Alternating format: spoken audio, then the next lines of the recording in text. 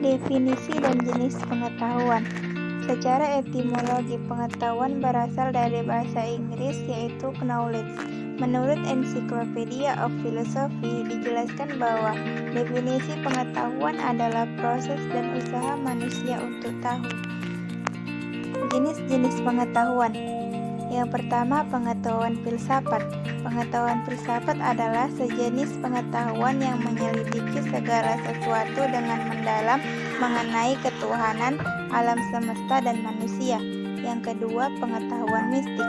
Pengetahuan mistik adalah pengetahuan yang diperoleh melalui jalan tasawuf dan bukan diperoleh melalui jalan indera atau penglihatan.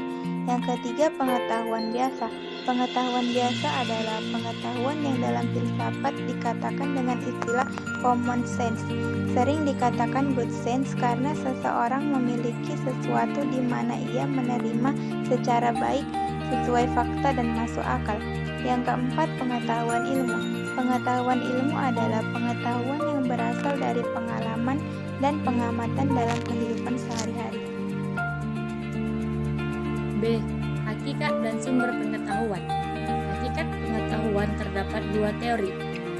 Untuk mengetahui hakikat pengetahuan tersebut ada teori realisme, di mana realisme adalah pengetahuan yang merupakan gambaran yang sebenarnya atau nyatanya yang ada di alam. Misalnya, sebuah papan tulis tetap sebagaimana seadanya atau aslinya dimanapun walaupun tidak ada orang yang mengambil gambarannya.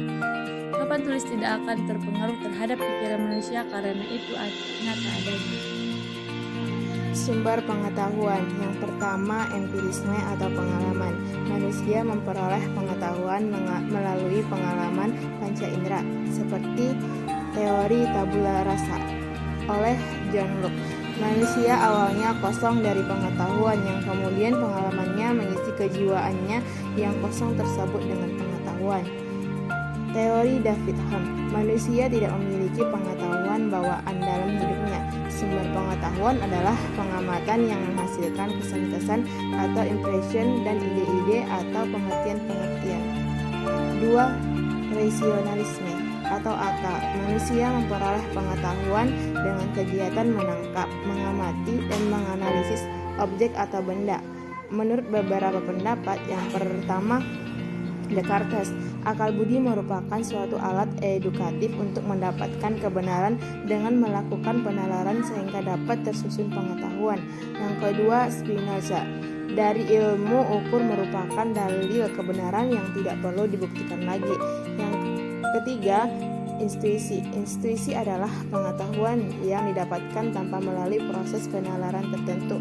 Menurut pendapat ahli, yang pertama, Henry Bergson, intuisi adalah hasil pemahaman yang tertinggi, mirip seperti insting tetapi memerlukan suatu usaha dan menghasilkan pengetahuan yang mutlak. D. Wahyu. Wahyu adalah pengetahuan yang disampaikan Tuhan melalui perantara nabi ciptaan Allah Subhanahu wa taala. C. Perbedaan ilmu dan pengetahuan.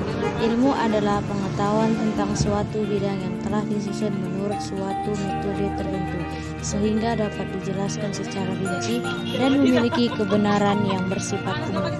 Sedangkan pengetahuan adalah informasi yang sudah diketahui oleh seseorang yang kebenarannya masih belum diuji dan dikaji. Perbedaan ilmu dan pengetahuan bisa dilihat dari sisi jangkauannya. Ilmu memberikan sajian penelitian dari suatu objek yang lebih luas, sedangkan pengetahuan yang umumnya hanya dimiliki oleh sekelompok orang saja dan tidak sejelas dan serinci penjabaran dari ilmu. Aspek-aspek yang melandasi ilmu pengetahuan. Yang pertama adalah ontologi. Ontologi adalah suatu kajian yang ditujukan untuk menjawab pertanyaan apa sehingga sangatlah mendasar dan awal sebelum membahas hal yang lainnya. Yang kedua adalah epistemologi.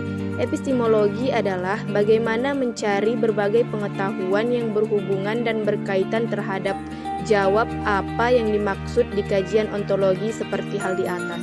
Yang ketiga adalah aksiologi. Aksiologi adalah membahas tentang daya manfaat dan daya guna dari bahasa tersebut. Apakah memberi kemanfaatan dan berguna untuk tidak memberikan manfaat dan tiada guna.